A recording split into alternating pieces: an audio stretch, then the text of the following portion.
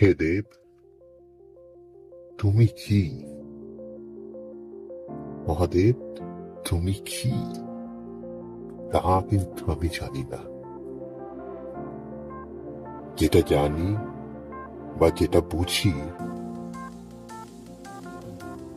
যে তোমার নাম স্মরণ করলে মন ঠান্ডা হয়, অস্থিরতা কমে, হাজারো দুঃখ বা কষ্ট থাকলেও মনের মধ্যে এক নির্ভরতার ছোঁয়া লাগে। আর সেটাই হয়তো তুমি